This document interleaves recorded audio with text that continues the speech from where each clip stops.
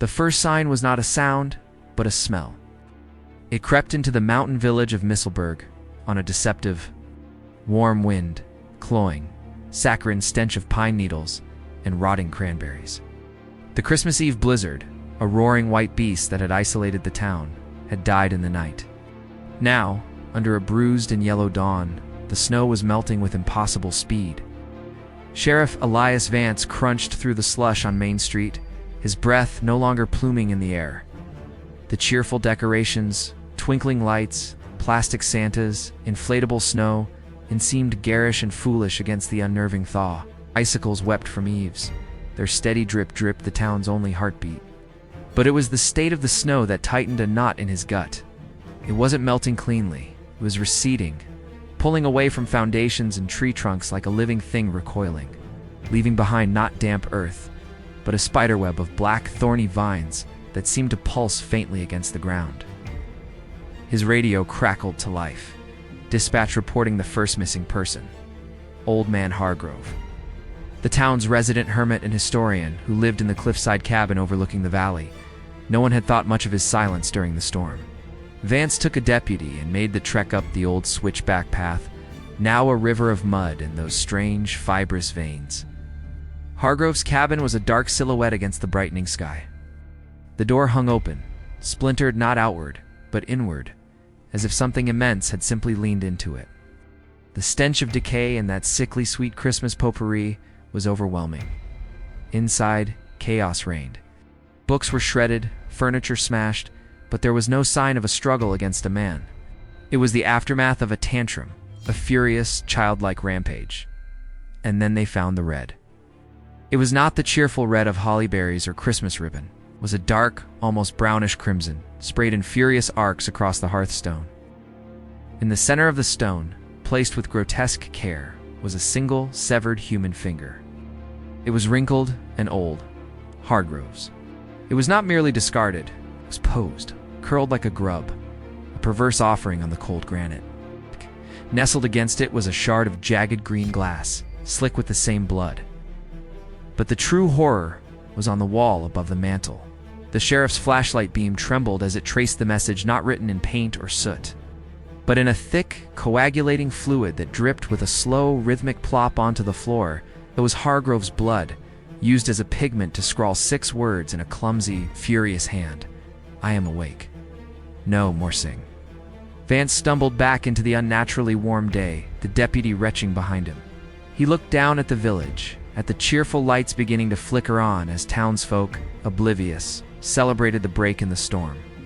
The black vines in the melting snow seemed to have multiplied, threading towards the town square, towards the giant lit-up spruce, towards every home with a wreath on its door. The thaw wasn't a reprieve, it was an invitation. Something frozen long ago in the heart of the mountain, something that hated the carols and the cheer, had softened and stirred. The snow wasn't melting from the sun. It was fleeing from what was waking up beneath it. The mean one was no longer sleeping. And Misselberg's Christmas had just become a larder. The warning from the mountain did not stop the festivities. In Misselberg, Christmas was a reflex, a deep-seated muscle memory that not even a sheriff's ashen face could override. The disappearance of Old Man Hargrove was a tragedy, whispered about over eggnog, blamed on the storm, on a fall, on the eccentricities of a lonely man. The black vines threading through the slush were an oddity, a strange fungus born of the freak thaw. Life, in its desperate need for normalcy, clung to the tinsel and the twinkle lights. But in the Anderson house, normalcy had begun to curdle. Emily Anderson, 8 years old, was the first to hear the whispers. They didn't come from the wind, nor from the drip of the melting eaves. They came from her most beloved possession, the stocking hanging from her bedpost. It was a family heirloom hand-knit by her great-grandmother from the wool of their own sheep. A creamy white stocking with a cheerful red cuff. On Christmas Eve, she had laid it out, as was tradition, a hopeful vessel for morning magic. That night, after the unsettling warmth of the day had bled into a clammy, starless dark, the whispers began. They were not voices, not exactly. They were the sounds of 100 muffled grievances, the rustle of mothitan felt, the dry scrape of twigs on glass, all woven into a susurrus that formed words just below hearing. Emily lay frozen, her comforter pulled to her chin as the sound seeped from the wool. Hate, the laugh. Stocking seemed to breathe. Hate, the light, the sing. The words were not in the room. They were inside her skull, a cold itch behind her eyes. She watched, paralyzed, as the stocking, empty. She knew it was empty. Stirred, not from a draft. It twitched, as if something were pawing at it from within. The merry red cuff darkened, blooming a damp, rusty stain that smelled of wet earth and copper. Down the hall, in the master bedroom, her parents slept on, unaware. Her father's snores were a steady counter-rhythm to the creeping malice knitting itself into the air. Emily tried to call out, but the whispers coiled around her voice, choking it back. No more sing, the stocking insisted, its shape now bulging obscenely, the knit stitches straining. Something long and jointed, like a knuckle of bark, pressed from the inside against the wool. Terror gave her legs strength. She flung herself from the bed, not towards the door, but to the stocking, her small hands grabbing the hem to tear it down, to silence the hateful thing. The moment her fingers made contact, a shock of profound psychic cold shot up her arms. Visions sharp and brutal pierced her mind. A mountain cave festering with stolen, broken toys, a heart not of flesh but of gnarled, petrified wood, beating with a sluggish, resentful throb, and a face, a terrible face of matted fur and yellowed, fractured teeth, twisted in perpetual silent rage. She recoiled with a gasp, stumbling back onto the rug. The stocking gave one final violent shudder. Then, with a soft, wet rip, the bottom seemed split open. Not candy, nor coal, nor toys tumbled out. A clump of matted, filthy green fur, clotted with frozen mud and speckled with tiny, glistening red crystals, hit the floor. Following it, in a tinkling, bloody rain, came shards of colored Christmas ornaments, glass fragments of Santas and snowmen, or painted smiles sliced and gleaming wetly. Among them, like a grisly signature, lay 3 small, delicate bones. Bird bones, perhaps, or something else. The whisper stopped. The stocking hung limp, a gaping maw in its base, dripping a single slow bead of dark fluid onto the cream-colored wool below. Emily's scream, when it finally broke free, was a siren in the silent house. Her parents found her catatonic on the floor, pointing a trembling finger not at the ghastly spillage, but at the window. Outside, in the patch of light from her room, the black vines in the melting snow had knit themselves into a crude, sprawling nest. And at its center, pressed into the soft earth, was a single massive footprint. It was not a boot print. It was a long, splayed thing with 4 toe-like claws and a deep, cruel gouge for a heel. The whispers had been an invitation, a corruption woven into the very fabric of Christmas cheer, and the footprint proved the invite had been received. The mean one was not just awake. It was here, in the town, learning the contours of their homes, their traditions, their fears. It was listening, and it was beginning its collection. The Anderson incident was no longer a private horror. News, distorted and magnified by fear, slithered through Misselberg. A child's nightmare, said some. Poisoned wool, said others. But the sheriff, who had seen the footprint and the bones, issued a quiet, grim order. Remove the stockings. Take down every knitted, felted, store-bought Christmas stocking from every mantel, bedpost, and stair rail. It was a small, sane precaution in a world tilting towards madness. Most complied. The cheerful holiday socks, embroidered with names and snowflakes, were piled into closets and plastic bins, their festive emptiness suddenly sinister. But in some homes, tradition was a stubborn root.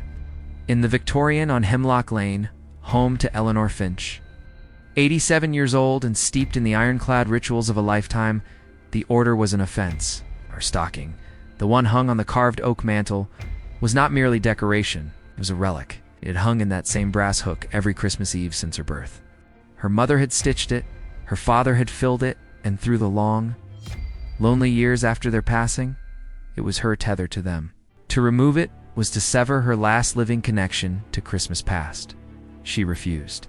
The sheriff's deputy left with a worried glance, and Eleanor sat defiantly in her wing-back chair, the fire crackling, the stocking, a faded red velvet masterpiece with her name in gold thread, hanging proudly against the dark wood, The thaw had given way to a deep, unnatural freeze that night.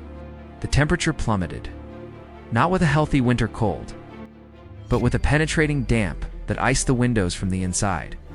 The fire in Eleanor's hearth fought a losing battle against the chill. She dozed, lulled by the flickering light, a woolen shroud around her shoulders. She was awoken not by a sound, but by a sensation of weight. A profound gravitational pull seemed to emanate from the hearth.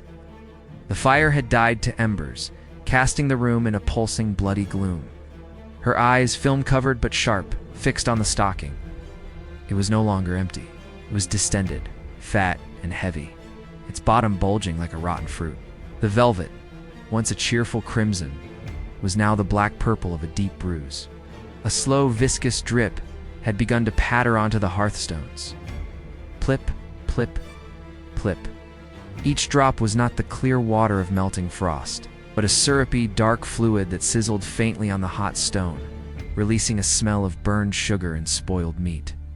A low sound filled the room, a subaudible hum that vibrated in Eleanor's teeth and made her ancient bones ache.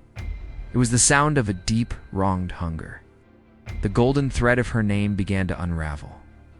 It didn't fall slack, it writhed, slithering out of the fabric like a thin, metallic worm before going limp, now just stained yarn. The stocking began to swing, gently at first, then with a growing, pendulous rhythm. With each arc, it brushed the sooty back of the fireplace, leaving a wet, gleaming smear. Something inside shifted, a solid lumpen mass settling. Eleanor's defiance curdled into petrified understanding. This was not her mother's tradition.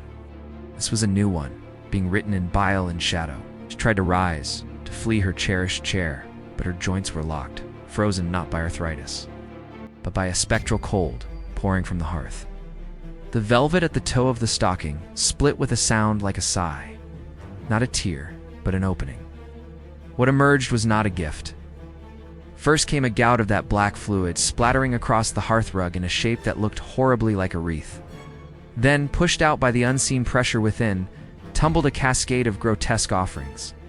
Shattered baubles, their reflective pieces showing fractured glimpses of the room.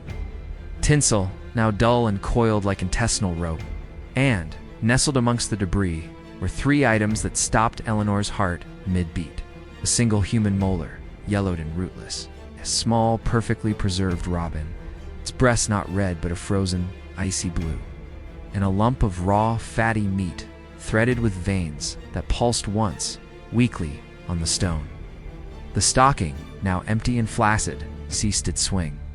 But the offering was not complete.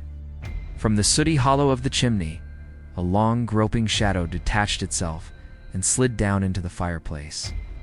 It was an arm, impossibly long and wiry, covered in the same filthy green fur Emily Anderson had seen. Claws, black and curved like ancient sickles, scraped against the brick. With a dreadful tender care, the claw hooked the lump of pulsating meat.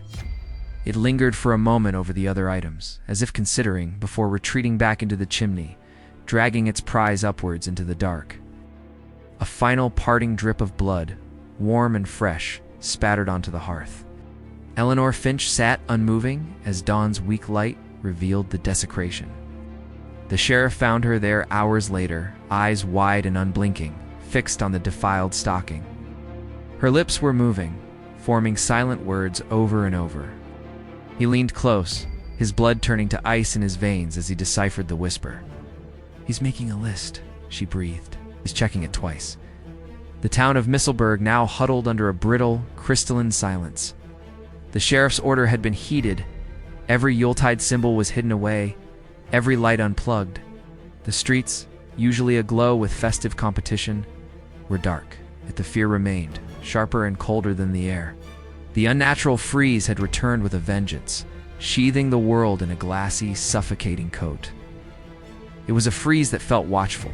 Marcus, a freelance photographer who had come to capture the quaint Christmas charm, found himself a prisoner of the escalating horror. His editor wouldn't believe his frantic calls about footprints and bleeding stockings. So he wandered the frozen streets, his camera a useless weight, searching for evidence that wasn't just a story. It was on the bay window of the old library that he saw it. The frost on the glass wasn't a random pattern of feathers and swirls. It was a portrait, an intricate, terrifying masterpiece etched in ice. His breath caught, fogging the air. He fumbled with his camera, his gloves clumsy. The image was a face, but not a human one. It was a visage of pure, distilled spite rendered in exquisite, crystalline detail. The eyes were deep, hollow pits in the frost, seeming to hold a void colder than space. A snarl was etched into the ice maw, lips pulled back over suggestions of jagged, yellowed teeth. The fur was suggested by thousands of tiny, overlapping fronds of frost, each one seeming to bristle with static malice. It was the face from the mountain legends, the shape from the shadows, the mean one. But it was more than a face. Around it, the frost depicted scenes, tiny, frozen tableau of suffering.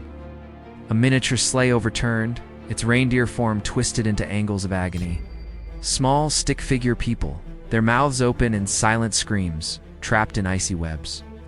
And at the center of the snarling mouth, the frost was not white, but a faint, permeating pink. As if the ice had drawn the color from the very bricks of the building, Marcus raised his camera, the digital screen coming to life. He framed the shot, his finger trembling on the shutter. Through the lens, the details became even more horrifyingly clear. The pink in the mouth wasn't a trick of the light. It was a stain, a pigmentation in the ice itself. And in the hollow of one eye socket, the frost had formed the perfect, tiny silhouette of a hanging stocking, bulging and dark. He took the picture. The camera's flash was a tiny, blasphemous star in the dark street. The frost on the window moved. It didn't melt. It reconfigured. The intricate face seemed to flinch from the light, the snarl deepening into a roar of silent rage. The frost around the edges of the window surged inward, blackening as it came, like ink spreading in water. It raced towards the center, towards Marcus's own reflection, which was suddenly trapped in the glass beside the monstrous visage. He stumbled back, but it was too late.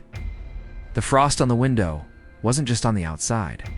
It bloomed on the inside of the pane with a sickening crackle, mirroring the external image, but reversing it.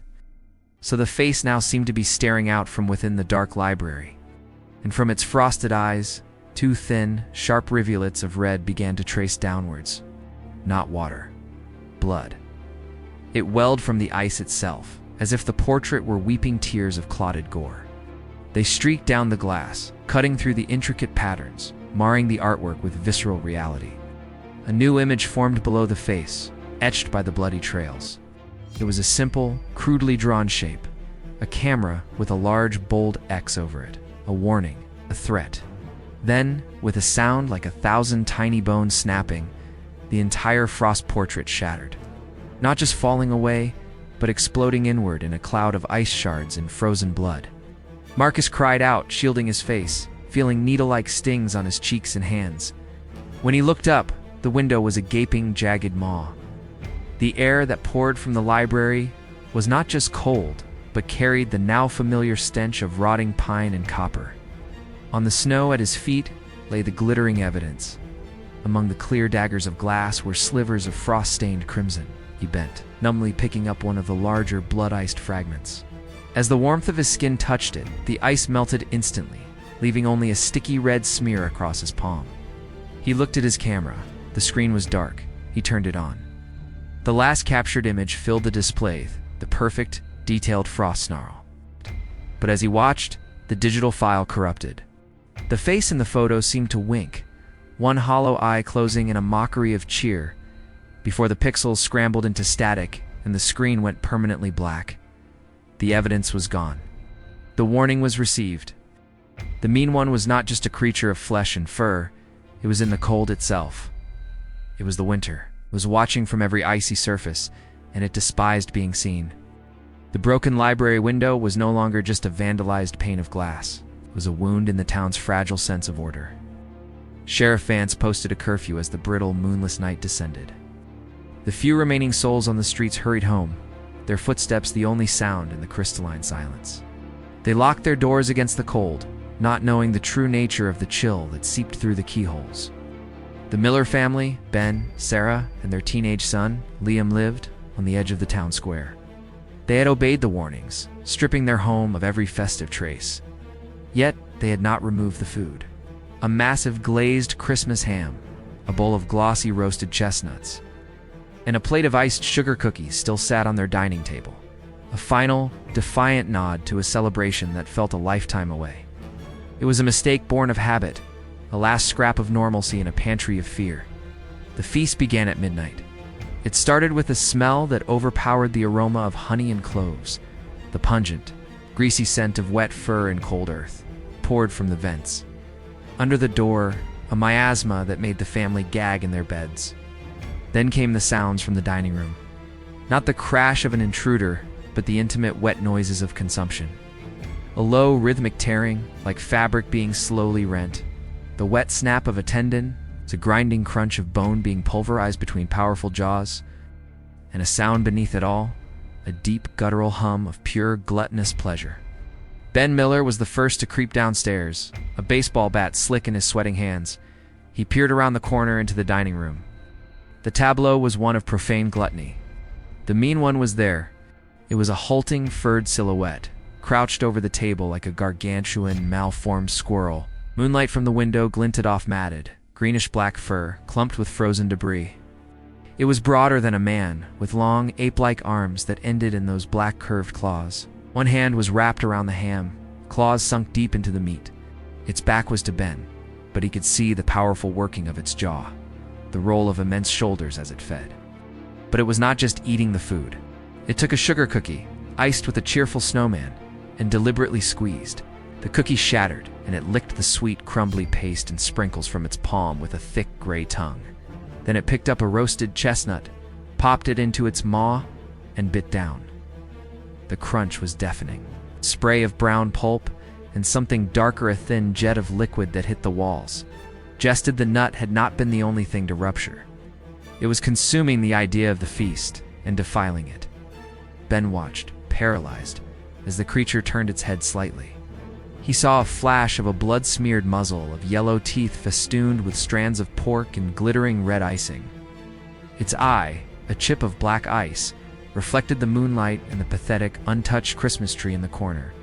There was no rage in that glance, only a cold, assessing indifference. Ben was less than the furniture. Then Liam, armed with a kitchen knife, stumbled into the doorway behind his father. The creature's hum ceased. The room fell into a silence more terrible than the feeding sounds. It slowly turned its full head towards them. Its face was not the snarling mask from the frost. It was worse, was placid, blank, save for the gore around its mouth. Its eyes moved from Ben to Liam, and a spark ignited in their depths, not of hunger for food, but of a different appetite. It moved. It was not a lunge, but an uncoiling. It crossed the room in a blur of stench and shadow. Ben swung the bat. It connected with a muscular arm with a thud that sent a javelin of pain up Ben's own arms. The bat might as well have struck stone. A claw, swift as a snake strike, lashed out. There was no scream from Liam, just a wet, ripping gasp. The claw caught him across the middle, not to eviscerate, but to claim. The knife clattered to the floor, followed by the heavy, meaty thump of something else. The creature's other hand snatched the glazed ham from the table. Then it was gone, a bulky shadow flowing towards the kitchen and the back door, which blew open as if by a thought, admitting a blast of frozen air. Ben rushed to his son, who was slumped against the wall, his face ghost white, his shirt was shredded, and across his abdomen were 4 parallel gashes, deep and welling blood. But they were clean cuts, surgical in their precision. The horror wasn't in a killing blow, it was in the theft. Nestled in the center of the wounds, glistening under the overhead light, was a single, perfect roasted chestnut pressed into the flesh as a grotesque placeholder. On the dining table, amid the ruins of their feast, lay what the creature had taken from Liam, a looping, glistening length of intestine, neatly severed. The first feast was over. The mean one had tasted their food, their fear, and now a piece of their flesh. It had begun its own Christmas menu. In the wake of the first feast, Misselberg shattered. The attack on the Miller boy, now fighting for his life in a living room turned trauma ward, was a declaration of war. Sheriff Vance could no longer deny the reality.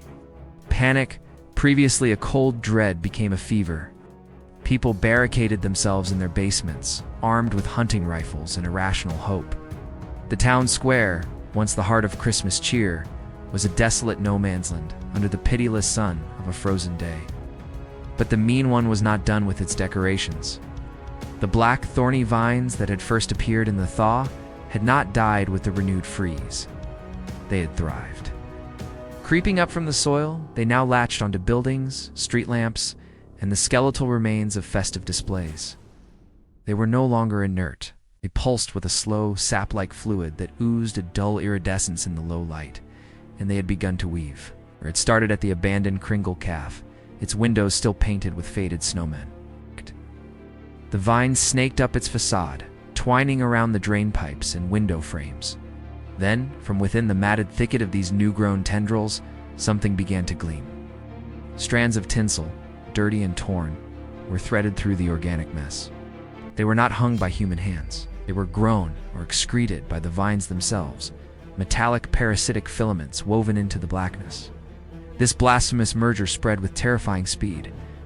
By noon, every building on Main Street was partially veiled in these tapestries of thorn and tinsel. The church spire was girdled with a spiral of glinting, sharp-edged garland. The lampposts wore snarls of vines strung with glass baubles that held not light, but a cloudy, reddish liquid. The worst was the town's great spruce tree in the square. Stripped of its cheerful lights and ornaments by order of the sheriff, it now stood as a grim monument. The vines had claimed it completely, knitting a cage of thorny black around its trunk and branches. From every limb, they dangled not Christmas ornaments, but trophies. Here, a single leather glove, frozen stiff. There, a child's hair ribbon, stained brown. And nestled in the highest crook, visible to all, was the Miller family's Christmas ham, now a frozen gnawed carcass, glazed not in honey, but in a rime of old blood. A group of men, armed and desperate, decided to make a stand. They couldn't shoot a frost pattern or a shadow, but they could cut down this abomination. They approached the spruce with axes and gasoline. The vines welcomed them. As the first man swung his axe into the base of a tendril, the vine did not simply split. It recoiled, then struck back with the speed of a whip. It wrapped around his wrist, the thorns not puncturing, but screwing into his flesh with a sickening, woody crunch. He screamed, dropping the axe. The other vines around the tree stirred, a nest of awakened serpents. Tinsel strands, sharp as razors, lashed out from the mass. They sliced across cheeks, through jackets, drawing fine burning lines of red. One man caught a strand across his eyes and fell back, his cries turning to wet, bubbling sobs. The vines didn't seek to kill, they sought to decorate. They dragged the first man, still screaming and thrashing, towards the tree. With brutal, efficient movements, they coiled around his ankles and wrists, pinning him spread-eagled against the thorny trunk. Then, with a tender, horrifying care, a thinner vine, tipped with a barbed end, approached his chest. It paused, as if considering the design before plunging into the meat of his shoulder. Not to maim, but to anchor. It burrowed, sewing him to the tree with his own sinew and the vine's fibrous body. The others fled, leaving their comrade as a new living ornament. He hung there, moaning, as the vines continued their work. They plucked the gasoline can from the ground, and with a grotesque mimicry of reverence, hung it from a branch above his head. A slow drip of fuel began to patter onto his hair and shoulders. The message was clear. Their defiance, their tools, their very bodies were now part of the display. The town was no longer just haunted, it was being curated. The mean one was weaving its own version of Christmas, a festival of thorns and blood, with the people of Misselberg as its unwilling, screaming baubles. The tinsel would not sparkle with light, but with the panicked gleam of a victim's eyes. The only gifts given would be terror, and the only carols would be the sound of the wind through the captives' agonized breaths. The town had become a gallery of grotesquerie, and the air its curator. The cloying, sweet-rotten stench that had heralded the thaw now saturated Misselberg, a permanent fog of despair. It was the scent of a Christmas tree left to die in a heated room, needles turning to rust, sap fermenting to vinegar. But underneath was the copper tang of old blood and the earthy reek of open soil. This was the breath of the mountain, and it had settled in the streets. With the main square, a fortified web of tinsel and tendrils, The survivors retreated to the only place that felt remotely safe, the old community church. Its stone walls, free of vines, its cross still standing against the gray sky, seemed a bastion. They huddled in the pews, 30 souls wrapped in blankets in terror, listening to the wind shriek through the thorny decorations outside. It was little Chloe, the pastor's 7-year-old daughter, who first noticed the scent changing inside their sanctuary. She tugged her father's sleeve. "Daddy," she whispered, her voice small. "The tree is sick." At the front of the church, beside the pulpit, stood the living Christmas tree, a noble fir brought in before the horror began. It had been a symbol of enduring faith, still green, still fragrant. Now Chloe was right. Its fragrance had shifted. The clean, sharp scent of pine was being overcome by something cloying and foul. A sticky, amber resin began to weep from its bark, not smelling of sap, but of molasses and decay. The adults watched in numb horror as the change accelerated. The tree's vibrant green needles dulled to a bruised grayish hue. Then, from the tips of its branches, they began to drip. A thick, dark fluid pattered onto the polished floorboards, each drop spreading a stain that looked unmistakably like blood. The scent intensified, wrapping around the congregation, invading mouths and noses until they gagged. Pastor Evans approached the tree, a Bible held before him like a shield. "In the name of all that is holy," he began, his voice trembling. The tree moved, not a sway in a draft. A deep, internal convulsion. Its trunk twisted with a sound of splintering wood. From the gashes in its bark, more of the dark fluid pumped, and with it came objects. They were pushed out as if the tree were giving foul birth. First, a mangled pair of wire-rimmed glasses, Old Man Hargrove's. Then, a clump of the same matted green fur, larger now, writhing with fat white maggots. Finally, with a wet, sucking pop, the tree expelled a pulpy, red mass. It landed on the floor with a soft thud. It was a heart. Not a symbolic one, but a muscular, slaughtered ox heart, bristling with pine needles that had been driven deep into its tissue. The tree was not just corrupted, it was a conduit. A deep, resonant growl vibrated through the stone foundations of the church, rising up through the floorboards. It came from the tree's roots or from the earth beneath them. The stained glass windows depicting serene nativity scenes began to rattle in their frames. The sweet rotten stench became a physical presence, a miasma that made eyes, water, and heads swim. Then the candles. The emergency candles placed throughout the church for light flickered, not from a draft, but as if being sucked upon. Their flames bent sideways, all pointing towards the desecrated tree. Before one by one they snuffed out, each extinguished with a small pop that left a trail of smoke smelling of burnt hair. In the sudden, profound dark, only sound was the steady drip, drip, drip of the tree's bleeding branches and the ragged breaths of the terrified people. And then another sound. A slow, heavy scraping like something massive dragging itself across the roof, slate directly above them, claws on stone. A weight settling over the sanctuary. The scent of pine and decay was now overpowering, coming from above, from below, from inside their very lungs. The church was no longer a refuge. It had become the heart of the forest's hatred, a decorated tomb. The mean one was not at the door. It was in the rafters. It was drinking in their fear, the most potent incense of all. Silence in the church had become a living thing. A taut membrane stretched over their collective terror. The scraping on the roof had stopped, but the scent of sickly pine and fresh blood was now a tangible fog. Coiling around the huddled survivors, they stared into the dark, eyes wide, muscles locked, waiting for the roof to cave in or the corrupted tree to lash out. The sound, when it came, was not from above. It began as a vibration, a low, resonant hum that seemed to emanate from the stone floor itself, rising through the soles of their shoes.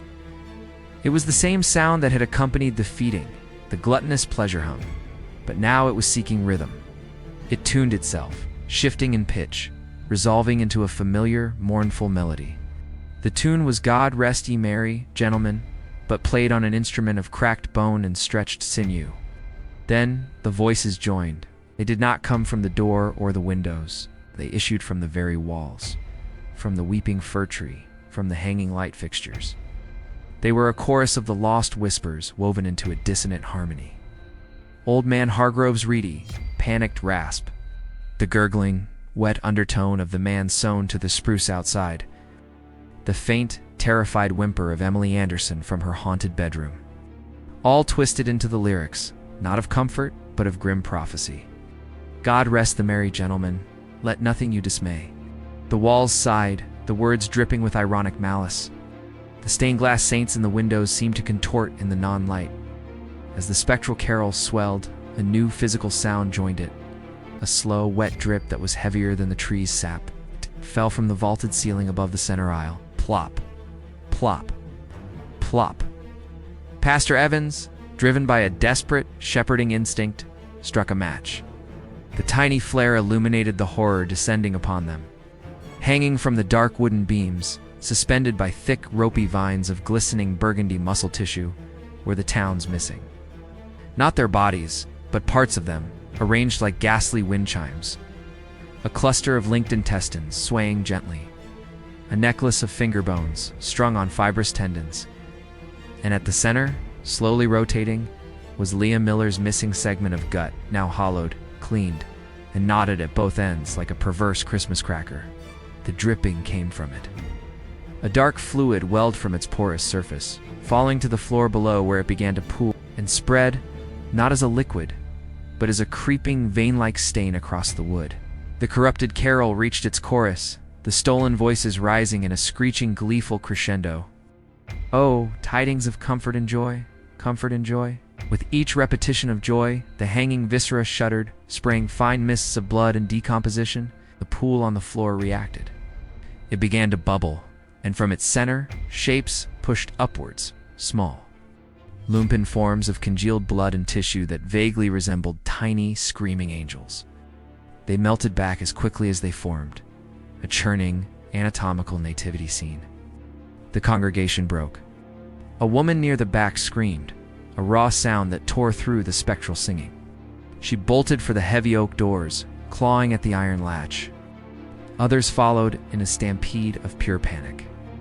As the first woman pulled the door open, the chorus of voices focused into a single, commanding roar that shook dust from the rafters. No more sing. The force of the command was a physical blow. It knocked the fleeing woman off her feet, but the door was open. Frigid, stinking air rushed in. The survivors spilled out into the nightmare square, preferring the tangible horrors of the thorn trees and tinseled tendrils to the sonic butchery of the church. Inside, the carol ended abruptly. The hanging remained stilled. The only sound was the final slow drip from Liam's gut onto the spreading stain, which now formed a perfect crimson circle on the floor of vial. Unholy wafer, offered in a church that had just been thoroughly unblessed. The mean one had given them a concert. It had offered its tidings, and its only comfort was the cold, and its only joy was their screams, which now echoed through the decorated dying streets. The survivors of the church, fractured and shell-shocked, splintered into the bitter night. Sanctuary was a lie. There was no safe place, only varying degrees of exposure. The bravest door, most desperate formed small groups, retreating to the sturdiest-looking homes on the periphery of town. The Miller house, still reeking of the first feast, was shunned. Instead, they chose the old Grimshaw place, a stone-built cottage with a thick, singular chimney, chosen for its lack of festive history and its stout, defensible door. 11 of them crowded into the dark living room, boarding the windows with planks torn from a shed. They huddled around a single battery-powered lantern, its cold white light a poor imitation of warmth. The fireplace, a large stone hearth, was empty and dark. They had considered lighting a fire for warmth, but the memory of Eleanor Finch's stocking and the thing in her chimney stayed their hands. They stuffed the opening with an old mattress, a pathetic barricade against the world and against the memory of claws scraping brick. For a few hours there was only the sound of wind and their own shuddering breaths. The false sense of security was a blanket they pulled tight around their minds. They began to whisper, not of hope, but of logistics, of making a run for the county road at first light. The first sign was a smell, not of pine and decay, but of soot, cold ancient soot, the kind that holds the memories of 1,000 dead fires. It filtered into the room, a dry, choking dust. Then came a sound from the chimney, a soft shuffling like a large bag of sticks being dragged down a tunnel. Everyone froze. The lantern's beam directed at the hearth shook in the sheriff's hand. The mattress blocking the fireplace began to move. Not toppling over, but bulging inward, as if a tremendous pressure were building on the other side. The floral fabric strained, the springs groaning in protest. A single, black claw, long and chipped like slate, punched through the center with a sickening rip. It wriggled, hooked the stuffing, and tore a wider gash. From the dark cavity behind the mattress, a pair of eyes reflected the lantern light. They were not the eyes of an animal. They were deep, intelligent pits of amber-flecked black, wide with a terrible, childlike curiosity, swimming in pools of ancient malice. The mattress was flung aside as if it were tissue paper. The chimney's maw was not the mean one itself, but its chosen aperture, its method of delivery.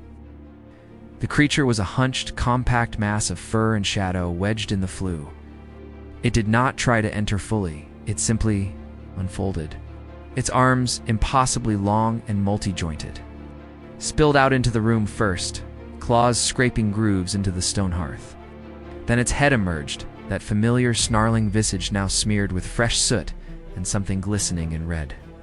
It looked at the huddled people not with rage, but with a kind of dreadful assessment.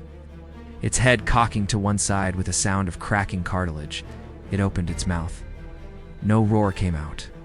Instead, a torrent of objects vomited forth, clattering and wet, into the center of the room. This was no random spillage. It was a delivery. A sackless Santa. A cascade of broken toys, chewed and splintered. A handful of glass ornaments filled not with light, but with dark coagulated blood. The frozen, blue-tinged robin from Eleanor's house. And finally, with a wet, meaty thump, the partially gnawed Christmas ham from the square's tree, now crawling with fat, pale maggots. The creature's eyes swept the horrified faces, seemed to be waiting.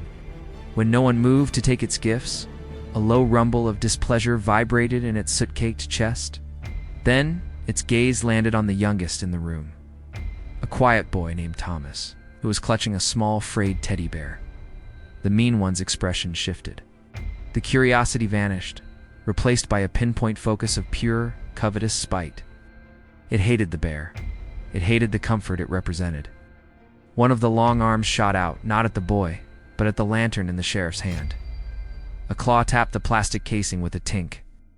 The light winked out, plunging the room into absolute blackness, filled with the sound of panicked screams and the dry rustle of fur on stone. In the dark, there was a swift, violent rustle, child's choked cry suddenly silenced, and the sound of something being dragged swiftly back up into the chimney, bricks groaning under the strain. When someone found the lantern and switched it back on, Thomas was gone. So was his teddy bear. In his place, on the floor, was the Christmas ham, now broken open.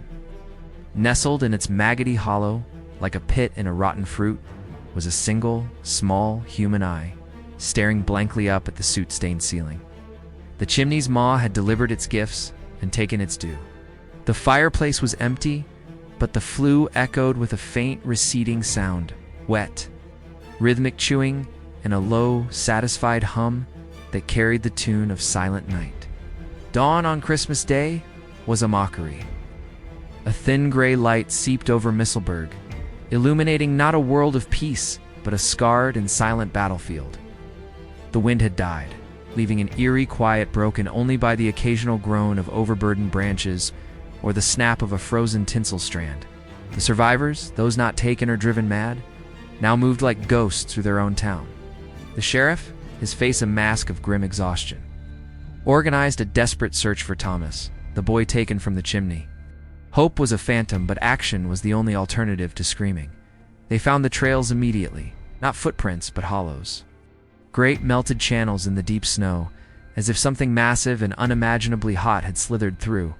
The snow at the edges of these trails wasn't just melted, it was vitrified, fused into brittle, glassy sheets that cracked underfoot. The air above these paths shimmered with a residual greasy heat that smelled of burnt sugar and wet dog. The hollows led away from the town square, away from the homes, converging towards the outskirts where the forest climbed the mountain. They followed, a ragged procession of 10 men and women, armed with hunting rifles and kitchen knives, their breath pluming in the strange, warm, cold air that radiated from the trails. The hollows descended into a ravine, usually packed with pristine snow. What they found there was not a lair, but a larder. The ravine was a network of these melted, glassy tunnels, a hive bored into the winter. And in the walls of these tunnels, set into the packed snow and ice like ghastly display cases, were the missing. They were not dead. Not entirely. Old Man Hargrove was encased up to his chest, his lower body fused with the ice. His eyes were open, milky blue, and his mouth moved silently, forming the same words over and over. No more sing. A thick vine of that black, thorny growth had sprouted from his shoulder, twining up around his neck and into his ear. The man who had been sewn to the town spruce was there too, partially thawed and refrozen, skin mottled purple and white, the vine sutures still holding him to a wall of ice. He did not move. He simply stared, a frozen scream locked in his clouded eyes. But it was Thomas they sought. They found him deeper in the warren, in a small rounded hollow. He was also embedded in the wall, but differently. He was on his back, as if laid to rest, but the snow had been melted and refrozen around him in a perfect, oval capsule. His teddy bear was clutched to his chest. A single remaining eye was closed. He looked peaceful, a fly in amber, until they got closer. The surface of the ice over his chest was not smooth. It was textured with frantic, tiny scratches from the inside, and his chest. It did not rise and fall with breath. Instead, it pulsed with a soft, greenish light that seeped through his skin and the ice. A gentle, rhythmic thump, thump, thump vibrated the frozen capsule. Something was in there with him. Something had been put inside his rib cage, and it was beating. One of the searchers, a friend of the family, rushed forward with a cry, hacking at the ice with the butt of his rifle. The ice shattered easily, too easily. As it fell away, Thomas's eye opened. It was no longer a child's eye. It was a perfect reflective glass bauble, painted with a simplistic, cheerful snowman face. From his open mouth, a coiled tendril of that iridescent black vine emerged, tasting the air. Then, the beating in his chest intensified. The green light flared. With a wet, tearing sound, Thomas's sternum split open. Not from a wound, but like a hinged box. Inside, nestled among his small, collapsed lungs and glistening ribs, was a heart. But it was not his own. It was large, lumpy, and carved from a dark, root-riddled wood. Frozen sap, like amber blood, oozed from its seams. It pulsed with that sickly light, and with each pulse, the black vine grew thicker, pushing further from his mouth. The ravine of hollows was not a hiding place. It was a gallery, a garden.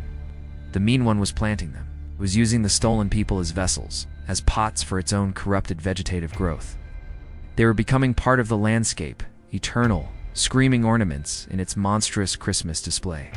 The searchers fled, the sheriff's order to fall back drowned by their own retching sobs. There was no rescue. There was only the terrible understanding. The hollows were where you went when the mean one decided to collect you forever. The survivors who had seen the hollows were now broken in a fundamental way. The will to fight, to search, even to flee, had been extinguished, replaced by a catatonic dread. They numbered less than 20, holed up in the cold, dark shell of the elementary school gymnasium. Sheriff was gone, lost to the ravine's horror, leaving a void of leadership filled only with whimpers, and the dry click of rifle safeties being checked over and over. But one man, Marcus, the photographer, felt a different impulse. The frost portrait's warning had burned his camera, but not his need to witness. He had seen the wooden heart beating in the boy's chest. It was a clue, a piece of the monster's anatomy. He remembered the old tales muttered by loggers, stories of a hermit spirit on the mountain that stole laughter and grew stronger with every stolen festive joy. The stories always ended the same. Its heart's of stone, a knot of wood in a cave where no good thing stood. The cave. Old Man Hargrove's cliffside cabin was the closest thing to a cave on the mountain. It's a place where it all began. Marcus went alone, armed with a flashlight and a desperate, stupid hope. If the creature had a physical heart, perhaps it could be stopped. The climb was a journey through a nightmare diorama. Black vines were everywhere, many now sporting grisly, frozen fruit, a frozen hand here, a cluster of teeth embedded in sap there. The cloying stench was overpowering. Hargrove's cabin was no longer a crime scene. It had been devoured. The walls were thickly woven with thorned vine and garlands of intestines, now desiccated and hard. The shattered door was gone, the entrance a ragged, dark maw. Inside, the single room had been transformed into a shrine to resentment. The floor was a carpet of broken toys, shredded wrapping paper, and crushed Christmas ornaments, all mixed with bones picked clean. In the center of the room, the hearthstone where Hargrove's finger had been found was now the plinth for the source. The heart. It hung in the air above the stone, suspended by a writhing nest of pulsating tendrils that grew from the floor and ceiling. It was not the small wooden thing from the boy's chest. This was the core. A grotesque, asymmetrical lump of petrified wood and knotted stone, the size of a beer keg. Its surface was a geography of scars, gouges, and embedded objects. Shards of mirror, rusted sleigh bells, fish hooks, and jagged pieces of colored glass. It throbbed with a slow, weary rhythm, thump-thump. Thump-thump, each beat emitting a wave of that sickly, sweet, rotten smell. A viscous amber sap, mingled with threads of black blood, seeped from its cracks and dripped onto the hearthstone below, where it pooled and smoked. This was not an organ of life. It was a cyst of pure, concentrated malice. Each embedded shard seemed to hold a flicker of stolen memory. A child's laughter, instantly silenced. A choir's joyful note twisted into a minor key. The warm glow of a hearth fire, snuffed to cold ash. The heart hoarded not just objects, but the very essence of the joy it had destroyed. Marcus approached, mesmerized by the awful gravitational pull of the thing. He saw, near its base, a fresher wound to gash, where something had been recently taken from it. A knot of heartwood carved out, the piece planted in Thomas's chest. The creature was seeding itself, spreading its essence through the town. As he stared, the heart's rhythm hitched, the embedded shards all turned like tiny eyes, reflecting his pale, stunned face 100 times over. The dripping sap quickened, tendrils holding the heart quivered. A deep, grinding voice, not from a mouth, but from the vibration of the heart itself, resonated in the marrow of Marcus's bones. Mine. It was a sound of ultimate covetous possession, a heartbeat once, a hard concussive thump that knocked the breath from Marcus's lungs. From its central crack, a jet of that hot amber sap shot out, not at him, but at the walls. Where it struck, the vines reacted, sprouting new, whip-like growths that lashed towards the entrance, weaving a living thorned barrier over the door. He was not being attacked, he was being collected, another piece for the horde. The heart beat on, heavy with the weight of all its stolen cheer, content to have another witness to its dreadful, solitary splendor. The cave was not a lair, it was a treasury, and Marcus was now inside the vault. Night, the true and final night of Christmas, fell over Misselberg. In the school gymnasium, the survivors were not just cold, they were being leached of all vital heat. The terrible, pervasive chill was a predator in itself, sinking deeper than the marrow. Desperation, that last and most dangerous fuel, finally ignited. They needed fire. Real fire. Not for comfort, but for survival against the cold that was clearly an extension of the mean one's will. They built a pit in the center of the basketball court, using splintered desks and chairs. It was a reckless act, a beacon in the dark, but the alternative was to freeze into statues. A man named Carl, whose hands shook less than the others, struck a match and touched it to the kindling. The flames caught, yellow and hopeful, licking at the painted wood. For a moment there was a collective sigh, a memory of warmth, of campfires and hearths.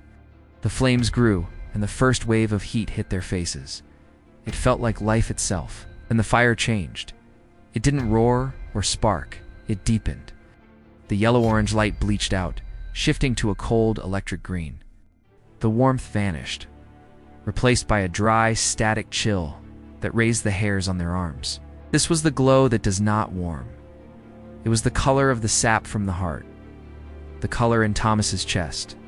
The green fire cast long, skeletal shadows that danced not with the flicker of flame, but with a will of their own, jerking in mockery of the people who huddled around it. The light itself felt hungry, leeching the residual warmth from their bodies rather than giving it. Their breath, which should have ceased to fog in the heat, now plumed thicker than ever, the green fire making the vapor look toxic. A woman reached a trembling hand towards the impossible flames, not to warm herself, but to confirm the lack of heat. As her fingers neared the green light, the fire reached back. A tendril of emerald flame snaked up and wrapped around her wrist. There was no sizzle of burning flesh. Instead, her skin turned instantly pale, then a waxy frostbitten blue. The cold shot up her arm, a sensation of needles and numbness. She screamed, yanking back, but the damage was done. Her hand hung limp, utterly devoid of heat, dead flesh in the shape of a living thing. The green glow pulsed, and the flames began to shape themselves. They formed crude, flickering figures, a twisted sleigh, a reindeer with too many antlers, a hulking, furred silhouette that opened a maw of darker green. The fire was not just burning, it was remembering or projecting the memories hoarded in the heart on the mountain. Then, the light found the decorations. The gym's old, forgotten Christmas banners, the dusty strings of lights in a storage box, they began to react. The banners depicting smiling snowmen darkened, as if stained by soot from within.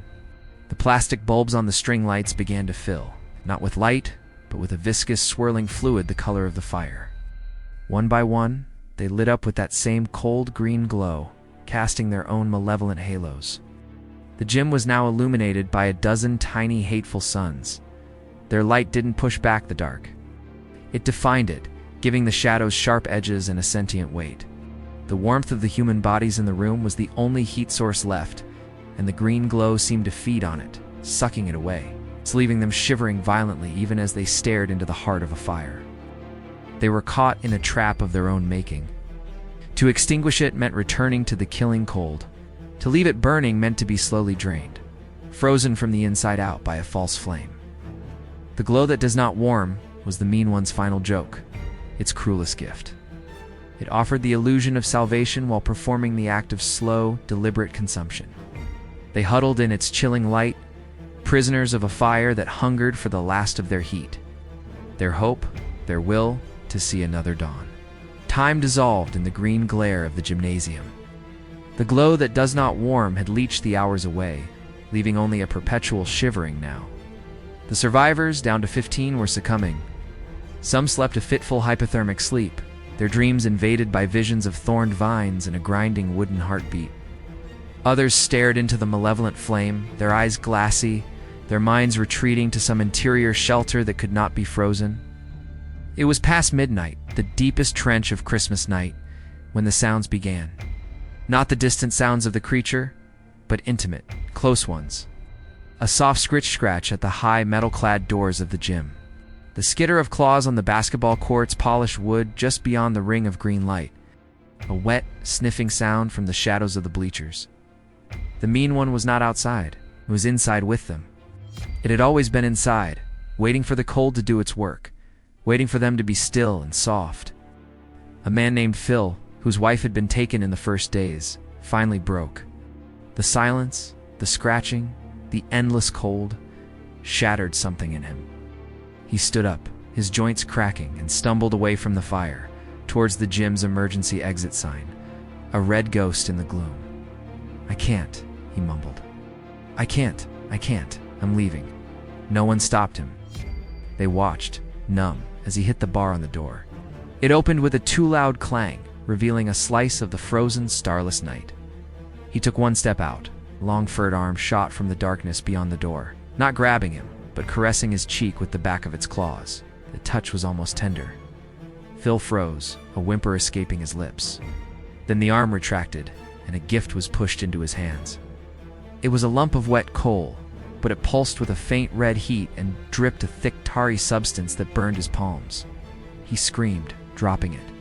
The coal shattered on the gym floor, and from its fragments centipede-like creatures, made of ash and cinders, skittered into the shadows. The door swung shut. Phil was still outside. His screams began a moment later. Not screams of pain, but of profound, uncomprehending terror. They were muffled as if he were being packed in dense felt. Then came the sounds of compression, the wet crack of ribs, the pop of joints being rearranged. a heavy, soft thump against the door. Then silence. Inside, the green fire flared, and in its heart, they saw a new, fleeting shape, a human form being neatly folded, like too much paper, into a small, tight square. The last long night had begun its final phase. The mean one was no longer hunting. It was tidying up. One by one, the weakest or the most broken were visited. A woman who had been silently crying for hours suddenly found her tears turning to icy slush on her cheeks, sealing her eyes shut. When she clawed at them, her fingernails turned black and fell away like old bark. She was led away by a whisper from the girls' locker room, her footsteps fading into a sound like rustling wrapping paper. A teenage boy, trying to be brave, made the mistake of looking directly into the green fire for too long. His pupils absorbed the color, glowing faintly emerald. He stood, walked calmly to the supply closet, opened it, and stepped inside. The door closed. From within came the sound of industrious chewing and a low, contented hum. There was no grand attack, no single moment of carnage. It was a quiet, methodical culling. The creature moved in the spaces between the cold and the hateful light, a curator removing flawed exhibits. It was making its display perfect. By the time the first gray hint of a bloodless dawn touched the high windows, only 7 remained, trapped between the freezing dark and the chilling fire, knowing morning would not save them. The night was not ending, it was simply settling in forever. The 7 survivors in the gymnasium were beyond fear. They were empty vessels, their emotions scraped out by the long, cold spoon of the night. The green fire still burned, a cold star in their silent universe. Dawn's weak light did nothing to dispel the gloom. It only turned the world a sickly gray, revealing the frost-rimed corpses of those taken and the strange, tidy piles of remains left behind, a stack of frozen fingers here, a coiled necklace of vertebrae there. Then a sound, clear and sharp in the dead air. Jingle. A single, resonant chime of a bell. It came from outside, from the direction of the town square. Survivors flinched as one. It was not a cheerful sound. It was a toll, deep and sonorous, with a metallic finality that vibrated in their teeth. Jingle. Another, closer. It was the sound of the harness bells from the overturned, forgotten tourist sleigh in the square. But no hand was ringing them. Jingle, jingle. The pace quickened. Not a merry sleigh ride, but a steady approaching cadence. A procession, driven by a final, morbid curiosity. The few who could still move crept to the gym's high, grimy windows overlooking Main Street. What they saw would forever haunt the ruins of their minds. The mean one was coming home. It emerged from the side streets, a monstrous silhouette against the gray. It walked upright now, a towering, hulking shape of matted green-black fur, its long arms swinging. Its physical form was a patchwork of its hoard, bits of tinsel snarled in its pelt, shards of ornaments glinting like scales, strips of red ribbon dangling like trophies. In one clawed hand, it dragged the remains of the town's massive spruce tree, now a stripped and thorn-wrapped scepter. But it was not alone. Behind it, in a ghastly parade, shuffled the rest of the town. Those from the hollows, those who had vanished from their homes. They moved with a stiff, marionette jerk, propelled by the thorny vines that had grown through them, emerging from mouths and eye sockets, piloting their frozen forms. Their faces were slack, their eyes the glossy black of old ice ore in some cases, replaced with reflective glass baubles. Thomas was among them, the pulsing green heartlight in his chest a beacon in the gloom, and they were singing. Rather, a sound was being forced through their broken vocal cords. A wet, grinding, discordant version of Jingle Bells. It was less a song, and more the death rattle of music itself. Jingle bells, jingle bells, jingle all the way. With each syllable, one of the marching puppets would convulse. A piece of them would fall away, a frozen ear, a brittle toe, a chip of ice leaving, a trail of grisly litter in the slush. The procession moved towards the heart of town, towards the ruined church. The mean one reached the square and stopped before the wreckage of the sleigh. It raised its thorny spruce spear high into the air. The puppet people fell silent. For a moment, there was only the wind. Then, with a roar that seemed to tear the very sky, the mean one brought the spear down upon the sleigh's brass bell harness. Clang! The sound was not a jingle. It was a cathedral bell being rung for the end of the world, visible wave of force, dark and rippling, exploded outwards from the impact. The remaining windows in every building on the street shattered simultaneously, exploding inward in a glittering, deadly rain. The 7 survivors at the gym window were thrown back, sliced by flying glass. The bell tolled once, a seismic, crushing note that vibrated the foundations of Misselberg. And then, silence. Absolute, perfect, and terrible. The wind died. The creaking of vines ceased. Even the ever-present drip of sap and meltwater stopped. The silence was a physical pressure, a void where all sound had been forbidden, stolen, and sealed away in the knotty heart on the mountain. The jingle bell toll had not been a celebration. It had been a decree, the final note of the carol. The mean one had silenced its world. The curse was complete. All that remained was the quiet, the cold, and the patiently waiting things in the hollows. Listening for a sound that would never come again, great silence that fell after the toll was not empty. It was a presence, a thick wool packed into the ears of the world. Days passed in a gray blur. The sun, when it appeared, was a pale coin behind high clouds, offering light but no warmth, no thaw. Misselberg was a fossil in ice. Then, a true thaw began. Not the false cloying warmth of the first day, but a genuine spring ascent, slow and inevitable. The snow receded normally, revealing not the thorny vines, but their withered, blackened husks. The tinsel turned to brittle dust. The gore and offerings left in the streets and homes softened into anonymous, muddy stains that washed away with the meltwater. Nature, it seemed, was cleaning its own wound. A month after the silence, county search parties finally breached the mountain pass. They found a ghost town, picked clean of life, but eerily intact. No bodies, no monsters. Just abandoned homes and a profound, unsettling quiet. The official story would become one of mass hysteria, a tragic, simultaneous breakdown followed by exposure. The few shell-shocked survivors, found half dead in the gymnasium, could only whisper about the quiet and the green fire. Their accounts were dismissed as trauma, but what lingers after the melt is not always visible. In the summer, hikers avoided the ravine where the hollows had been, citing a strange, damp cold that clung to the place even in August. Flowers refused to bloom there, and birds would not sing, only flying over in hurried, silent flocks. On the mountain, Old Man Hargrove's cabin collapsed in on itself, as if the heart within had finally shriveled and taken the structure with it. Explorers found only a sinkhole filled with a sticky, sweet-smelling mud and the skeletal remains of a large, unidentifiable animal. Its bones tangled with the roots of a single, stunted, black-barked tree that bore hard, knotted fruit resembling tiny, screaming faces. And in the town itself, the corruption seeped into the soil, into the memory of the land. The next December, a new family moved into the old Anderson house, lured by a steep discount. On Christmas Eve, their young daughter awoke screaming, claiming her new store-bought stocking had whispered to her. Her parents found her shivering, the stocking perfectly normal. They blamed a nightmare, but outside in the fresh snow were 4 long, deep gouges leading from the tree line to just beneath her window. And in the morning, nestled in the pristine powder of the backyard, was a single, faded piece of red velvet ribbon, tied in a perfect bow.